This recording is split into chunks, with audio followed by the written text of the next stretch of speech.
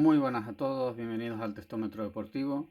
Hoy vamos a hablar de cámaras deportivas, que no suele ser el tema habitual, que suele ser como siempre las zapatillas.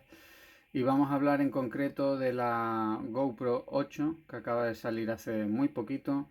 Como veis, no soy precisamente un fan de GoPro. De hecho, hasta que ha salido este modelo, siempre había tenido las cámaras de acción Sony, porque a pesar de que anatómicamente eran más desfavorables para llevarlas en el cuerpo, la calidad de imagen y la estabilización me parecía bastante mejor.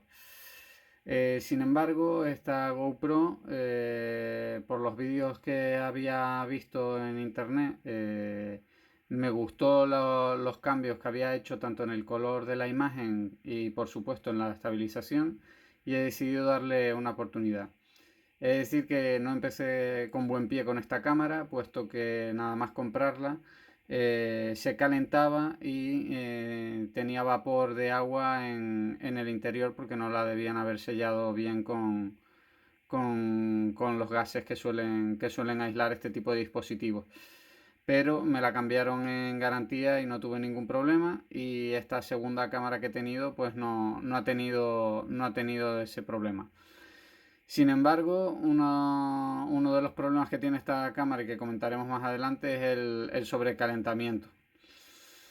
Pero antes de empezar con temas de funciones, vamos a hablar un poco de externamente qué tal es la cámara. Como veis, comparada con la Sony, la más antigua que tengo, que es esta de aquí, es bastante más pequeña que esta cámara, abulta muchísimo menos, y sobre todo el que aguante el agua hasta 10 metros nos permite librarnos de estas carcasas que tanto abultan y tanto pesan y que hacen muy incómodas a estas cámaras de acción.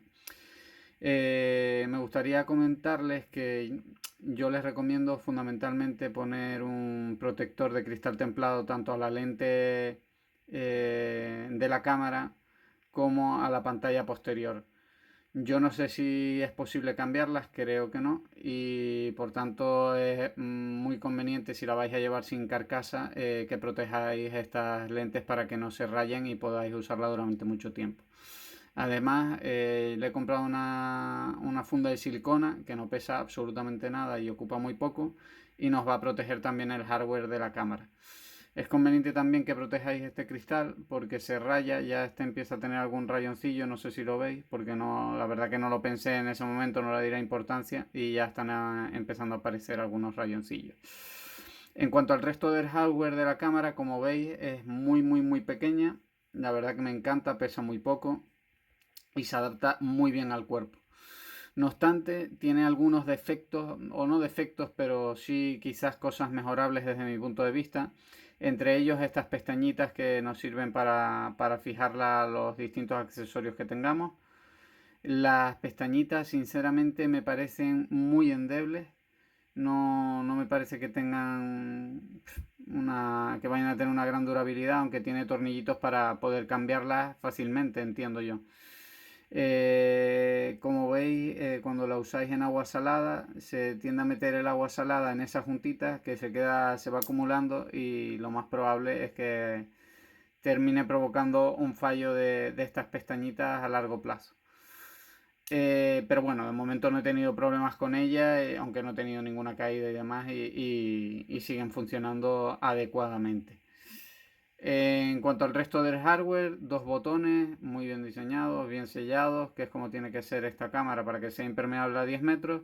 Sin embargo, la imaginación del ingeniero se acabó en la tapa de la cámara, que no pensó demasiado bien en lo que estaba haciendo cuando diseñó esta tapa. Fundamentalmente porque la tapa, como podéis ver, para cargar la cámara hay que abrirla. Esto supone que cada vez que la usamos prácticamente, porque la duración de la batería no es demasiado larga, suele ser de una hora aproximadamente, una cosa así, usándola de forma constante, por lo que la cámara hay que cargarla pues prácticamente cada vez que salimos. El problema de eso es fundamentalmente la junta, que como veis aquí sobresale un poquito para que haga precisamente el sellado, y esto de abrir cerrar, pues va a terminar fallando. Esto hace que si la cámara la queréis para viajes en las que vais a hacer inmersiones o vais a estar en el agua salada, yo lo que recomiendo es que lo compréis una carcasa, puesto que la junta no sabe uno cuándo va a fallar de abrir y cerrar, y si se mete agua pues se anula la garantía de la cámara y hay que tirarla directamente a la basura. Entonces la verdad que esta parte para mí está muy mal diseñada. Deberían haber pensado que la carga debería haber sido pues como hacen otros dispositivos como Garmin, que sea por contacto o por inducción, para evitar tener que abrir partes de la cámara, que todas las partes móviles acaban fallando, y más si llevan una junta.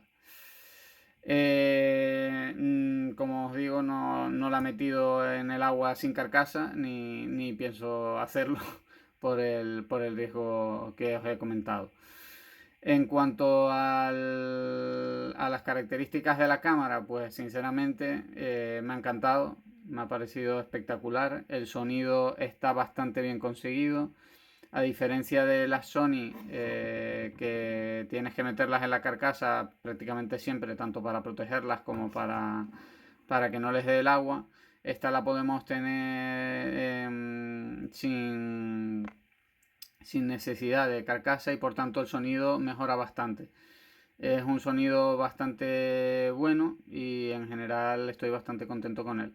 Pero lo más sorprendente de la cámara sin duda es la estabilización de imagen que tiene. Es absolutamente espectacular.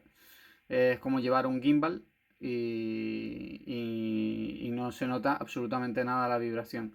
Lo veremos más adelante en las imágenes que os voy a dejar. Y además GoPro ha mejorado bastante los colores, que antiguamente sinceramente los colores que captaba la GoPro eran bastante irreales y en general bastante sosos para mi gusto, y eso lo han mejorado muchísimo. Así que nada, esta ha sido un poco mi experiencia con esta pequeña cámara con muchísimo potencial, que la verdad que yo creo que da un salto de calidad, y otras marcas van a tener que trabajar mucho para poder conseguir lo que ha conseguido esta pequeña cámara, que la verdad, como os digo, me ha gustado muchísimo, y eso que no soy un gran fan de GoPro. Os voy a dejar con las imágenes que he ido grabando con la cámara para que veáis un poco lo que se puede conseguir con ellas. Y nada más.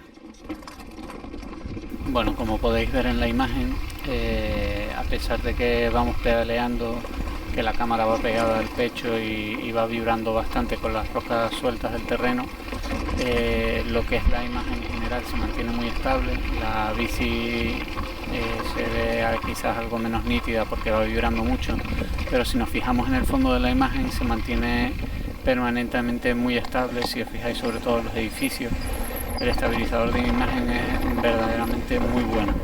Además, los colores de esta nueva GoPro se ven mucho más vivos y no tan apagados como lo ocurría en los modelos anteriores. En las imágenes que tomamos de forma más calmada, los colores son muy buenos, se distinguen muy bien todos los distintos tipos de verde. En definitiva, la imagen yo creo que ha mejorado muchísimo. En cuanto al sonido, si escucháis aquí, sigue teniendo ese sonido en caja cerrada de todas las cámaras de acción, pero es menor al no utilizar una segunda carcasa. En definitiva, es una cámara deportiva que yo creo que puede ser muy útil para grabar vuestras actividades deportivas y vuestros viajes. Espero que os haya gustado, y si tenéis alguna pregunta la dejáis debajo e intentaré responderos. Gracias.